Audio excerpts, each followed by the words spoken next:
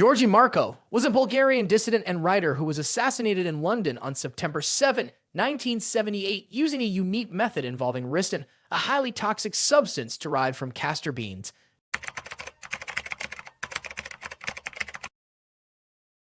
Georgi Markov was born on March 1, 1929, in Mieznevo, a neighborhood in Sofia, Bulgaria. He was a gifted writer whose early career flourished under the communist regime.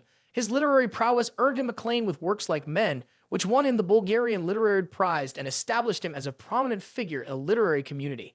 However, as the political climate grew oppressive, Markov's disillusionment with the regime deepened, leading him to become a vocal critic of the government he once served.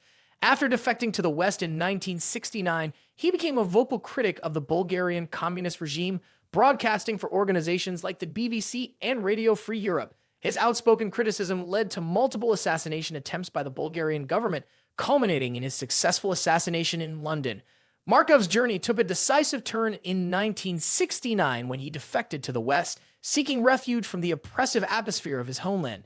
Initially, he settled in Italy, but soon moved to London, where he embraced his new life as a journalist and broadcaster. He began working for the Bulgarian section of the BBC, Radio Free Europe, and Deutsche Welle, using his platform to expose the harsh realities of life under communism in Bulgaria.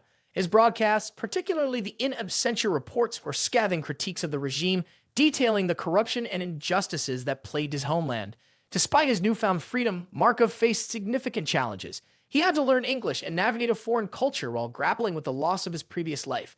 Yet he persevered, driven by a desire to write authentically without the constraints of censorship. He expressed this sentiment in letters to friends, stating that he had no regrets about abandoning his former life, even if it meant facing hardship and exile.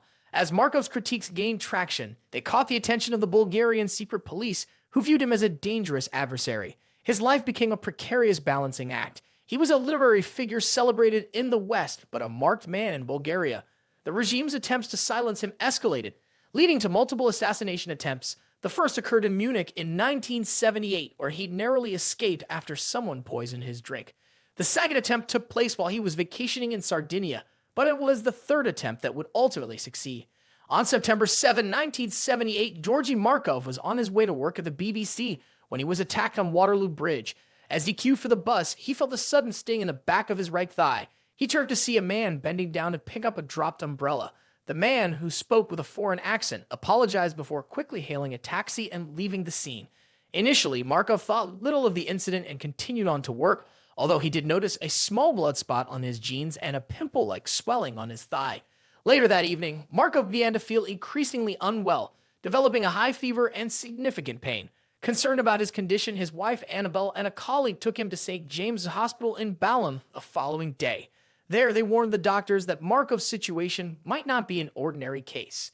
Despite medical efforts, his health deteriorated rapidly due to septicemia, a severe form of blood poisoning, leading to multiple organ failure. After 4 agonizing days, Markov succumbed to the effects of the poison on September 11, 1978, at the age of 49. The autopsy of Georgi Markov, conducted shortly after his death, revealed crucial evidence that led to the identification of ricin as the poison used in his assassination. Initially, when Markov was admitted to St. James's Hospital, doctors struggled to diagnose his rapidly deteriorating condition. Despite their efforts, they were unable to determine the cause of his illness, and early autopsies did not reveal any obvious signs of poisoning or the pellet that contained the toxin.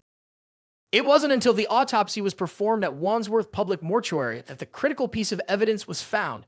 A small pellet measuring approximately 1.7 millimeters in diameter was extracted from the wound in Markov's thigh. This pellet had 2 small holes drilled into it, designed to hold a minuscule amount of poison, estimated to be less than 500 microliters, enough to be lethal to an adult.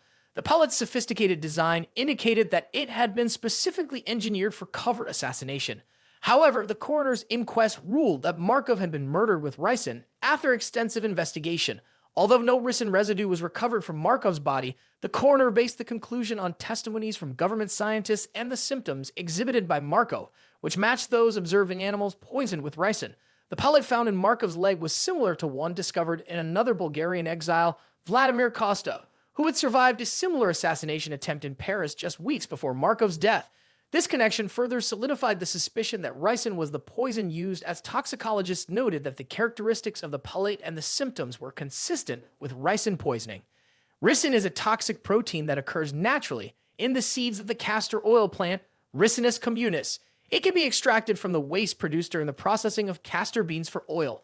The substance is stable and can be delivered in various forms, including pellets, which were used in Markov's assassination. Markov's assassination remains one of the most notorious examples of Cold War-era political killings, illustrating the extreme measures taken by authoritarian regimes to silence dissent. Despite investigations, the full details of the operation and the identities of those involved have never been conclusively established, leaving Markov's murder shrouded in mystery.